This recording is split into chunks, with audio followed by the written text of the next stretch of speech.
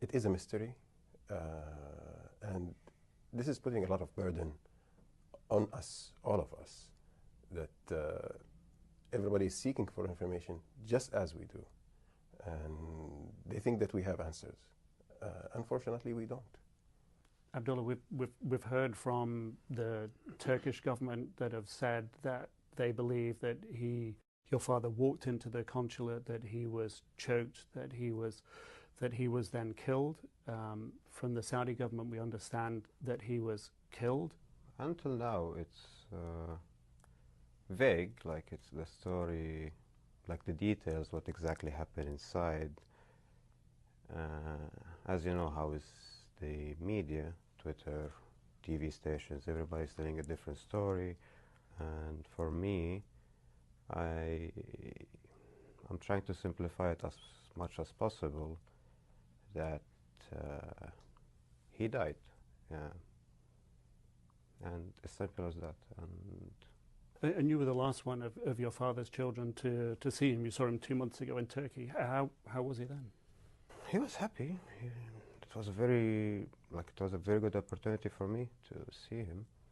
We hung out around Istanbul. We had fun, and I think I was really lucky to have that last moment with him. How has all this been on your family, on your mother and your sisters? It's difficult. Like, it's not easy, especially when the story gets this big. It's not an easy it's confusing. Even the way we grieve, it's a bit confusing, like, because we're grieving, at the same time we're looking at the media and the misinformation. Like, there's a lot of ups and downs. It's not a normal situation. Like, it's not a normal death at all. All what we want right now is to bury him in Al-Baqiyah, in Medina, with the rest of his family. In Saudi Arabia? In Saudi Arabia, yes. I talked about that with the Saudi authorities, and I just hope that it happens soon. But somebody needs to find his body. Yes. I believe that the search is ongoing, and I'm really hopeful about that. But what do you place your hope in? It's an Islamic tradition. It's not only Islamic, it's basic humanitarian issue. We just need to make sure that he rests in peace. Until now, I still can't believe that he's dead. I know, I mean, it's not sinking in with me emotionally. He has deceased, for sure. But the emotional burden that is coming with the puzzle is really big. When you went into your father's apartment here in the United States, you discovered something that made you realize just how important his grandchildren were to him. Can you tell us about that? Going to the apartment, that was maybe the most emotional moment I had, like, in this past days.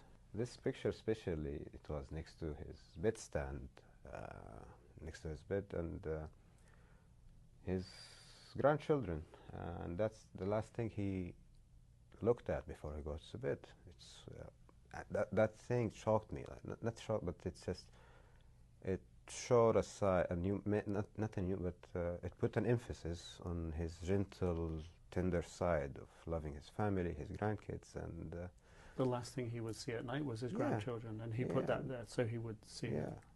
It's just something huge, and it touched me personally, like, and all of the family when they knew about it. What are you proudest of? He's always said the truth, like, basic human, just a good person, as simple as that. And he was very brave. He was always out there. Like, for me, he was like a rock and roll star as a journalist. Like, because he was sort of pushing the system a bit. Yeah, and he's always pushing. He was always Yeah, he's brave. There have been people who've been trying to sort of create a different impression about him, a different legacy, allegations that he was sort of supported the Muslim Brotherhood. I don't believe so. Can Abdullah, you can shed a light on that. I used to tease him also. Like the last time when I met him in Turkey, I used to tease him like, oh, I read this on Twitter, like they're saying you're Muslim Brotherhood. Where is your beard? Where is something? And he laughs and he goes in details. I'm not Muslim Brotherhood because of this, and like I just and he hear. said that to you. Yeah, Right. and it's just labels, or it's just people not doing their homework properly and reading his article, going in depths. So it's just easier for them just to stick a label on him, like, oh, you're something, you're that, you're that, you're that. Can you tell us about that meeting with the Crown Prince and the King? Yeah, in that meeting with the King and the Crown Prince, when I went there with my uncle Sahel, the King has stressed that everybody involved will be brought to justice. And I have faith in that. This will happen. You're placing your faith in the King. Yes? In your heart of hearts, what do you think happened? Something bad happened. Something might be, but I really hope that whatever happened, it was just,